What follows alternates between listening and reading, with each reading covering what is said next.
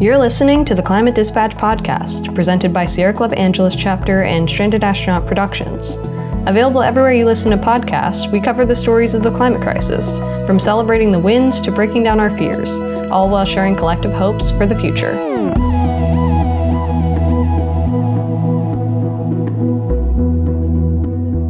I'm your host, Taya Jeanette, and this week we're talking about water rights and access, where LA gets its water from, and a concrete flood channel running through our city that's apparently a river.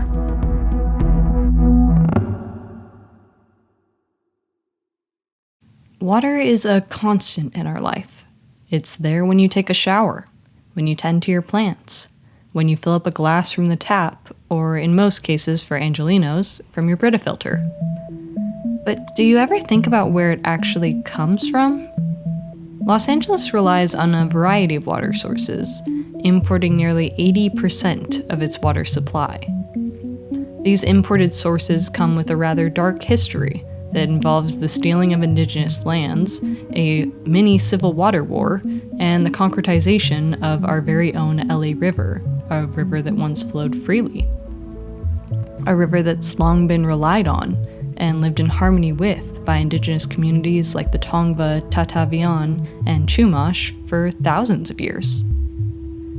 The LA River was once the heart of the city we now know and love as Los Angeles, but a history of floods, colonization, and industrialization led to the paving over of the river and the diminishing of the residents' relationship to it.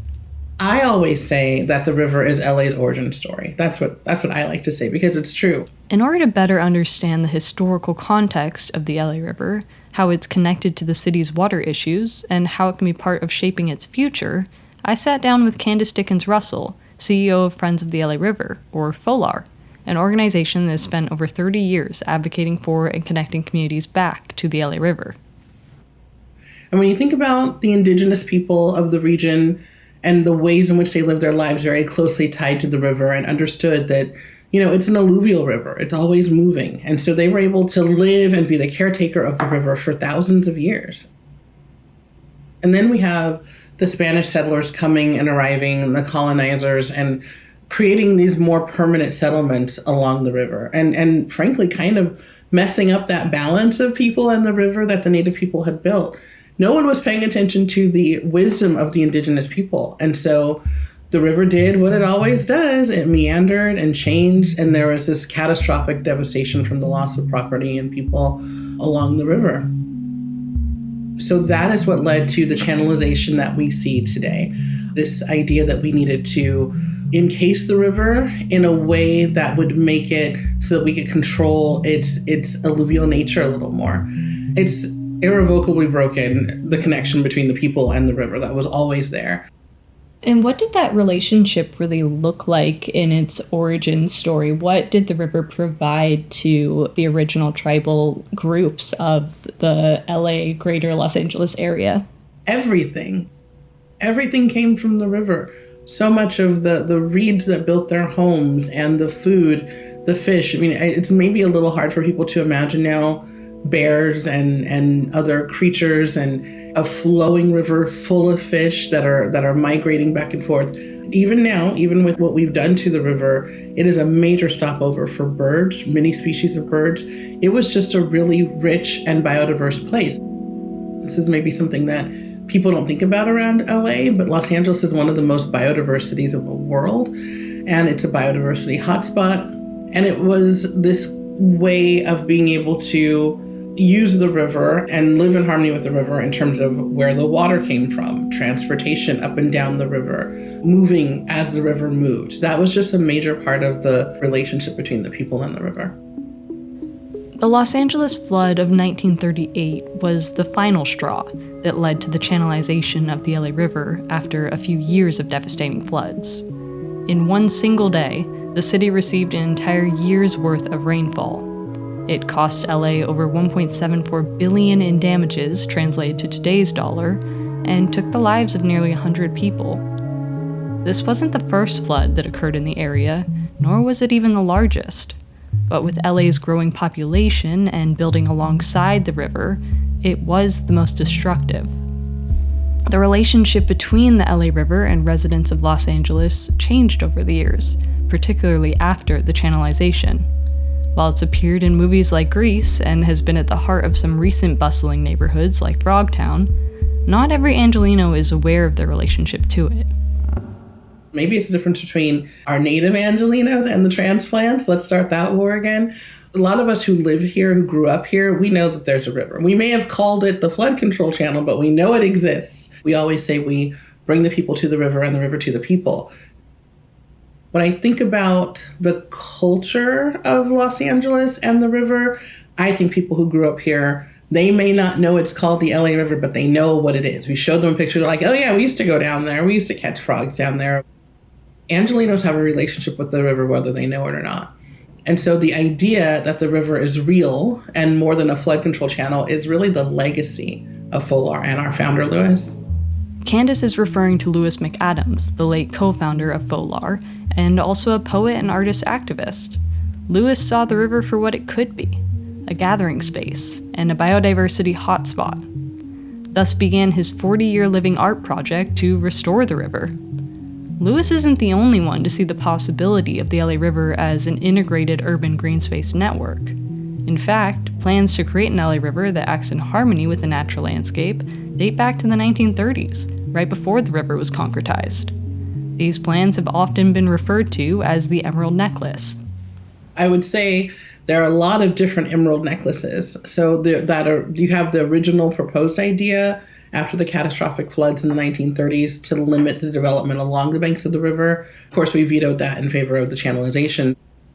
And then there's like Emerald Necklace Part 2, which is kind of the idea of building small parks along the river, not necessarily in the river, as a way to bring green space and recreation, which is so important. Over 1 million people live within a mile of the river. And then there's this whole other idea of concrete removal, which itself has variations. So FOLAR advocates for safe strategic concrete removal. That's kind of our rallying cry. I always say we're community organizers and green policy advocates and environmental educators, but we're not engineers. But what we advocate for in a big picture is this, what we call the watershed approach, where we find ways, large and small, with either a huge infrastructure like quarries or in small infrastructure like the rain barrel I can see in my yard right now, lessen the impact on the river through when rain does fall, either stormwater or what I sometimes call silly water, like sprinklers, and these people who are still washing their cars in their driveway. Who are these people? But washing their cars at home. These are all ways that water finds its way to the river every single day. And so a watershed approach would limit that amount of water finding its way to the river so that the concrete doesn't have such a big job to do to protect people and to keep everyone safe. And that way, some of it, maybe not all of it, maybe not 100% of it, maybe not tomorrow, can be removed in order to make space for the green and the nature that we really, really need. When we think about what LA needs when it comes to the river, it's for the river to be this like 51-mile green corridor, right? Cooling corridor for our city. It's a carbon sequestration tool. It's a air quality improving machine, and it's a critical step toward climate resilience and urban sustainability. For some sections of the 51-mile LA River, this vision is already a reality.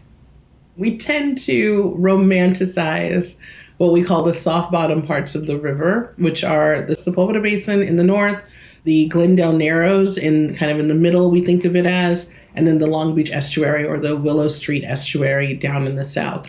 Those are three areas where, for whatever variety of reasons, the concrete either didn't set or was never poured when the channelization was taking place. And so nature has been allowed to thrive. And so you'll find much more just biodiversity there, birds and animals and raccoons and all kinds of wonderful things. I really encourage people to go to whatever part of the river. The part of the river that I live on is channelized. It doesn't have all those plants and things, but there's still a great deal of nature there, especially because we have one of those Emerald Necklace parks right next to the river, which is where I was this morning. And you can see this really beautiful nature and city kind of interface at the river. And there are plants and there are animals and there are birds.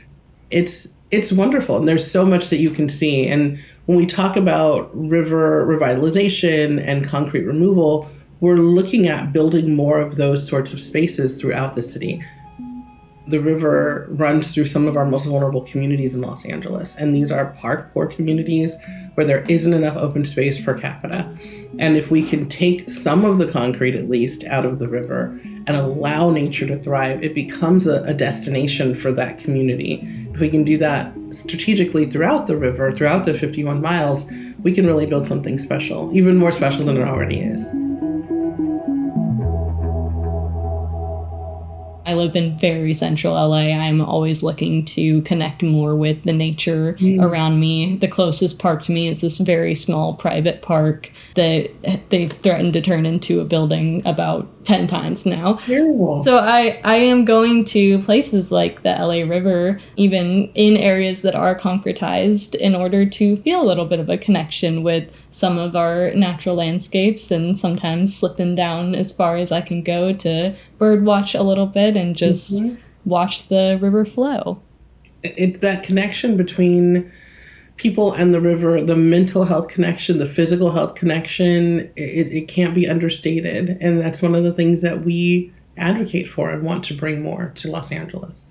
In your tours, have you seen a change in someone's behavior or care for the LA River through going on one of the nature walks that you host? Yes, all the time. Every time people say, I didn't even know this was here. And the funny thing is, when you get down there, you feel like you've been let in on a secret because you're not down there alone. If you go to one of these soft bottom areas, there are people walking their dogs, pushing their strollers, riding their bikes, riding their skateboards, having coffee, sitting on the banks with a friend, having a picnic. It's alive down there. And you get there and you think, how long has this been here? How long has this been going on? And why haven't I been in on it?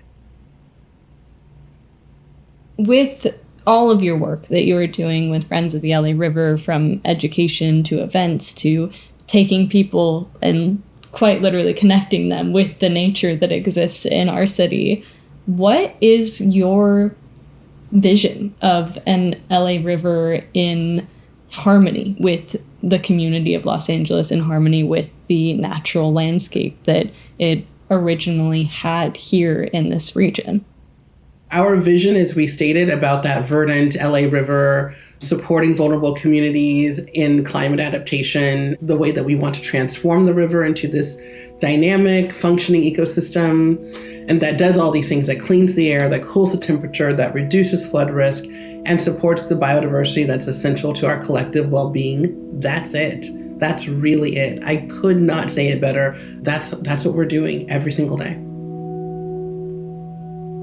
Do you think that the LA River can be a key part of gaining water independence, or at least a semblance of water independence in the Los Angeles area?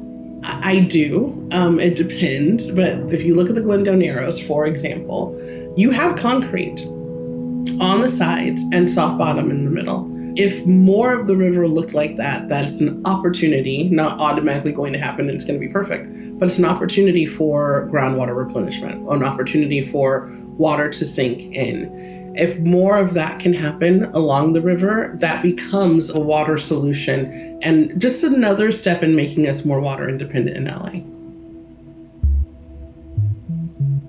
Achieving water independence in Los Angeles is crucial for not only building a more resilient city, but also for addressing the social justice implications behind where we currently get our water. Here to help us better understand the history of water rights and access in the Southern California region is charming Evelyn, longtime water advocate and chair of the Sierra Club Water Committee.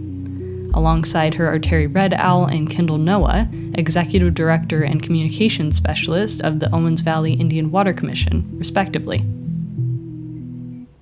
Charming, can you give us a breakdown of where exactly our water is coming from in Los Angeles?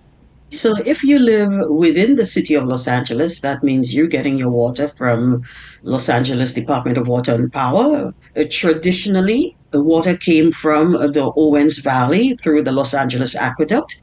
They also purchase water from Metropolitan Water District of Southern California, which is the water wholesaler. And Metropolitan, or MET, as we say for short, Met gets its water from two places, from the Colorado River via the Colorado Aqueduct, and from the State Water Project via the California Aqueduct, and that water comes from the San Joaquin Sacramento Delta. The third source of water, of course, you have local water, which is groundwater. And now, because of technology, LADWP has been able to add recycled water and storm water from stormwater capture. So now we know the main areas of where our water comes from, but how sustainable are these sources of water? Can we continue to rely on them in the future? Charming tells us we have to pay closer attention to where our water is coming from. 3 of these places, they are imperiled. When we talk about the Colorado River, there are issues along the Colorado River, which no longer gets to Mexico because we over-allocate water. We have issues within the San Joaquin Sacramento Delta. When you look at the Owens Valley, Teri Red Owl is here and Kyndall here, so I will let them go more into it because it is their lived experience. And if we are going to do environmental justice the correct way, they are here today and they will speak towards that. But I will just say that even now, when we take water from Mono Lake, we are also doing damage. And so I want everyone to think about that when they open that faucet. And if you're going to waste your water, to think about the fish, the habitat, 4-legged, 2-legged, the people and habitat that are affected when we waste water.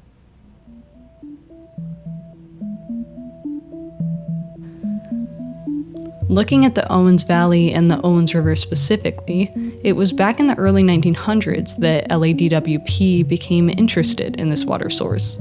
And within a few decades, 85% of the land was taken, so water could be pumped into Los Angeles City and out of Owens Valley. The Owens Valley is located in Bishop, California, a little over 200 miles north of Los Angeles near Yosemite and Sequoia National Parks. Teri Red Owl and Kyndall Noah have experienced firsthand how this dark history impacted their community and are working to improve water quality and supply, as well as protect cultural traditions with their work at the Owens Valley Indian Water Commission. As far as the Owens Valley Indian Water Commission goes, we're a tribal consortia. We're located in our homelands. Our office is in Paiute in Bishop, California, on the Bishop Paiute Reservation. We're a tribal consortia that was established in 1991, and it was originally established to work on tribes getting more land back, getting some land back, any land back, and to settle outstanding water rights that have been on the table and needing to be resolved since the early 1900s, as well as to bring all the tribes together to have a collective voice to work on environmental issues that are happening, environmental degradation, with the goal of really working together to reestablish a healthy homeland for our people and for our future generations and for all the plants and animals. We had everything that we needed in our homelands to take care of ourselves forever. For me personally, I'm a member of the Bishop Paiute tribe, who's one of our consortium members. I grew up on the Bishop Reservation. I've been working for the Owens Valley Indian Water Commission for just over 30 years now. And this is where my heart and my soul is. And that's what keeps me going and helps me to be inspired, is because I feel like I'm in the place where I was always meant to be. Hello, how are you doing? Chatasia Hoke. I'm a member of the Choctaw Nation of Oklahoma, and I'd like to introduce myself in my language, first of all. I didn't know anything about water. I come from a social work background. One of the things I was really dedicated to was really empowering Native voices. We're the original stewards of the lands, and sure, our voices are in those spaces to be able to assure that we're acknowledged and that we're still here. A crucial part of this education is acknowledging the history of how we got here. Over the last 100 plus years, if we look at how we ended up where we ended up, in every situation, the city of Los Angeles had a major hand in our displacement. What happened when Los Angeles came into the area? They started buying up water rights and buying up ranches that had been homesteaded. Back in 1904, William Mulholland, yes, the same Mulholland as the Drive, who at the time was the chief engineer for the Los Angeles Department of Water and Power, saw the possibility of diverting Owens River to LA, quickly began the plans for land purchases and aqueduct construction. At first, 67,000 acres of land were set aside by President Taft for the benefit of the Owens Valley tribes, by way of an executive order. But in the 1930s, Presidents Hoover and Roosevelt withdrew that land during their presidencies, because the city of LA, as Teri explains, lobbied the Secretary of Interior, saying that's wasteland, the Indians don't make use of that land, and it should be removed and set aside for watershed protection. And so that just shows you how much power LA has. Los Angeles supplied just under 3,000 acres of reserved land to the federal government, which now comprised a land base for the Bishop, Big Pine, and Lone Pine reservations. From the water diversion through the Los Angeles Aqueduct, Owens Lake ran dry by 1924. A once lush landscape full of thriving crops and farmlands became barren. The farmers continued to fight back for their water. In one case, a group destroyed a part of the aqueduct with dynamite to allow water to flow back into the Owens River. But with water diversion and federal land trades already heavily underway, many of the original residents of Owens Valley had no choice but to sell. When LA was buying up these farms and these ranches, they were really kind of forced to do some of those purchases because they had diverted the water that was feeding and taking care of the farmlands. And so these ranches were basically demanding, now you have to buy my land because it's not of any use to me anymore because I can't grow my crops that I was once growing. These land-grabbing actions by the city of Los Angeles have had long-lasting impacts on Owens Valley and tribal communities. Environmental degradation, land scarcity, and water shortages all affect cultural traditions and ways of life. It's really been hard to not have enough land. We want to thrive, not just survive, but we're constantly in this survival mode, not being able to thrive because we don't have sufficient land to meet even our basic needs, meet our housing needs, have space for our kids, have a space for recreation, for community development, for economic development, place for our cultural practices. It's hard when it would be so easy for LA to work with the tribes and to do land releases. And we want to be in control. We want to be the caretakers and the stewards and the guardians of that land instead of asking for permission to go out onto the land to take care of ourselves and our needs. Negotiations of water rights have been underway since 1991, and the Owens Valley Indian Water Commission is at the heart of protecting water resources and advocating for Indigenous stewardship. Part of this is reclaiming the original name of Owens Valley. The name that we use is Paiute. It means land of the flowing water, or the place where the water always flows.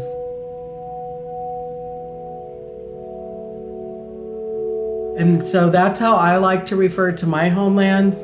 So remember that, say that, and everybody's welcome to use our language.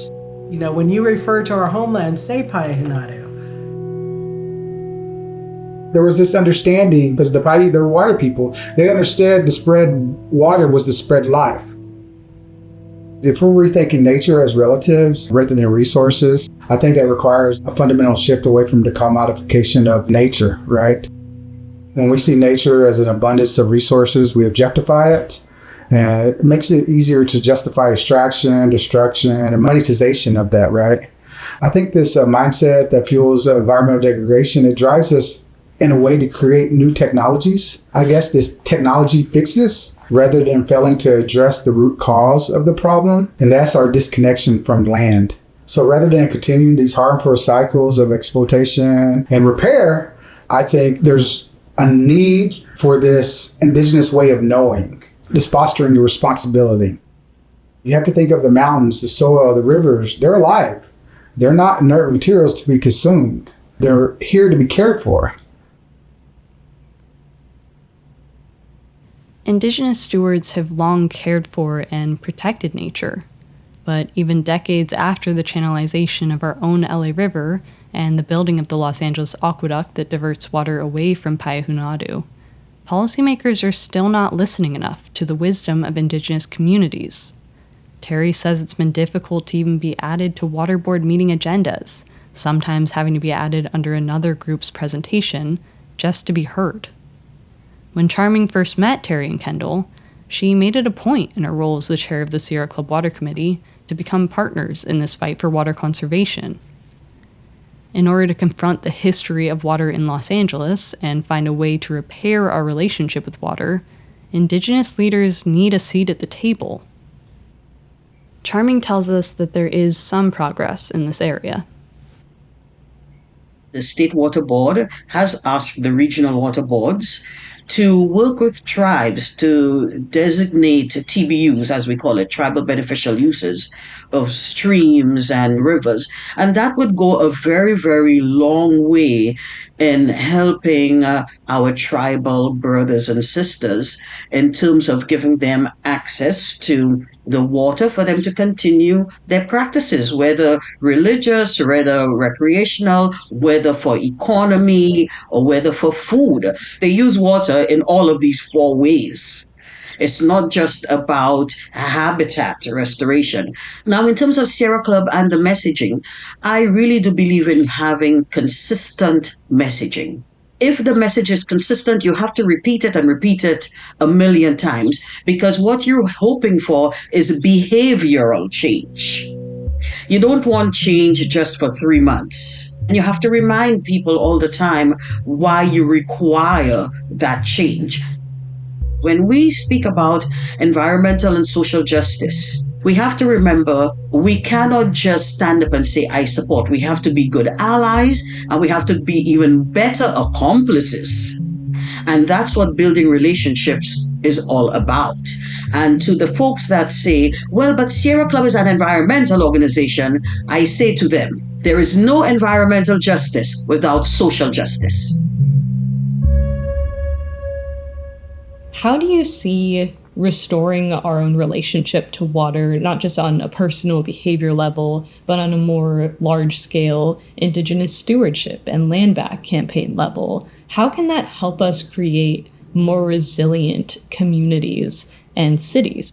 Fundamentally, it goes down to like how we perceive water. You know, everybody thinks of it as a resource, right? Something you own. And we need to look at it differently. Like water is not it shouldn't be considered a resource that's something that you use and use up. You know, it should be considered as it's part of us. It's a relative. Like think about how would you treat your children or your grandchildren? How would you treat your mother, your grandmother? How do you treat yourself, right? Well, I think that we have to have a more sustainable and ethical relationship with water, one that's rooted in respect and responsibility. You know, many Native communities, we assert that the access to water is not just a human right, but it's also a fundamental responsibility to protect our future generations. There's a lot of colonial policies, damming of rivers, diverting water for industry, and polluting waterways. It's really disrupted people's relationships with water. We still have this struggle for water sovereignty, and it's tied to a lot of the work that we're doing. You have to remember that water is a connector. Water has memory. You know, it connects all human beings, animals, plants, you know, even the spirit world. It moves to the land and the sky. But we also have to remember the responsibility that we have to the water, that we have to each other for our future generations. And what we do today is in our memories of our children's tomorrow. And we have to fight for the next 7 generations so they can have a future. I would say everyone has forgotten the basic principles of the water cycle. And people have forgotten that water is a finite resource. It's not an infinite resource. When we take a look at recycled water, when people say to me, oh, but you know, it's recycled sewage, what I remind them is this is what the water cycle does. It recycles water so you can use it again. This is what occurs. What technology is doing is fast tracking that because we are using the water so much quicker than it can replenish itself, and we have put concrete everywhere because of building in floodplains. And when it floods, we don't think, well, maybe we should move back a little. No, we think, no, let's fix the river. The river is the problem. And what do? We channelize that river so that the water can flow very quickly into the ocean. And we are now at an inflection point where we are realizing that entire industrial age has caused a problem which we're dealing with today. That when we have our rainfall, we have our stormwater, it does not get the opportunity for it to seep into the aquifer and replenish our groundwater the way it used to be. Technology is allowing us to try and catch up. And I'm going to say catch up to what Mother Earth knew she was doing and what she has done from time indefinite.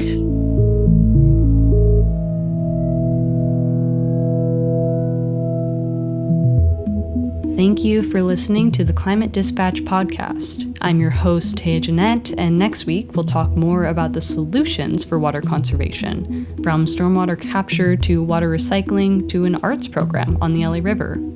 What could water independence look like for a future Los Angeles?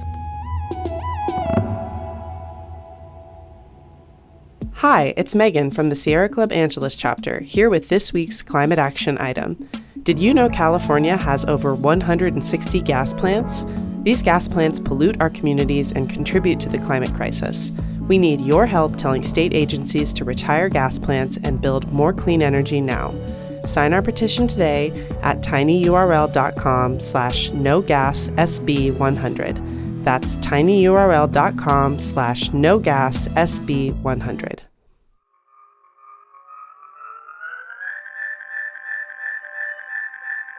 Playing us out is Santa Ana singer-songwriter Allie Coyle with her song, Clearwater.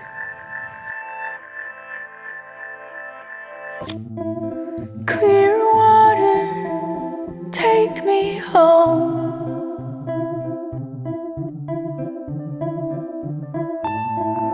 Clearwater, take me home.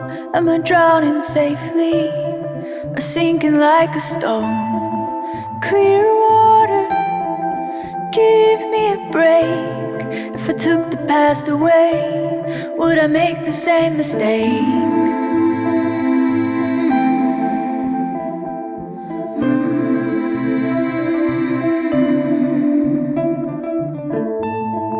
Clearwater, carry me home. I surrender, walking out alone. Clearwater, take what you have to take. Nothing left to hide, you can wash it all away.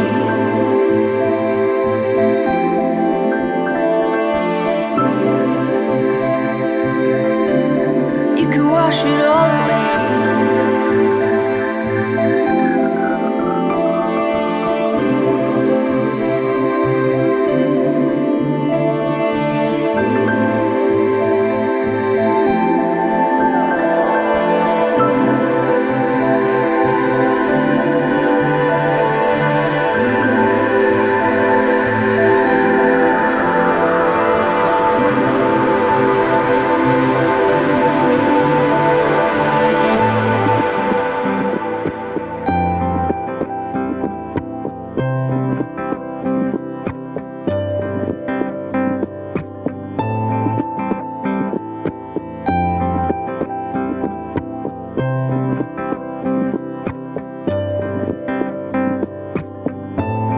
I was looking for myself in you.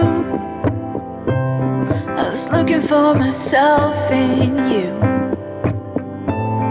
I swear I had the perfect view, and everything I said was true. I know you gave me everything, all the flowers of the spring. all the water of our love emptied me and filled me up.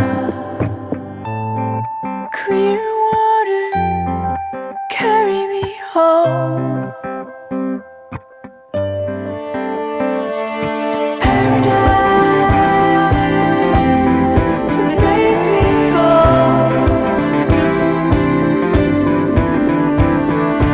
Paradise is a placebo.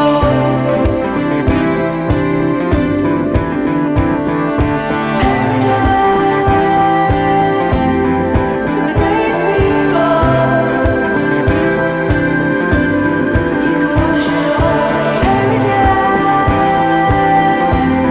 is a placebo. You can wash it away.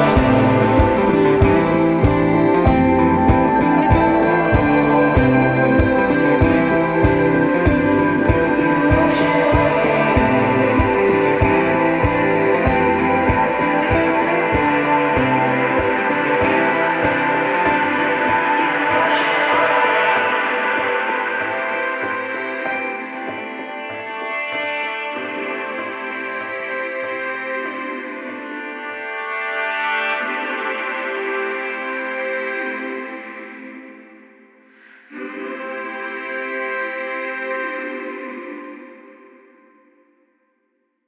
The Climate Dispatch is a production of Stranded Astronaut and the Sierra Club Angeles chapter, produced by myself, Tay Jeanette, Meg Pruce, and Megan Spatz. Audio engineering and editing by Maxfield Biggs, original theme music and score by Phil Hamilton, and graphics by Cyrus Milo Sama.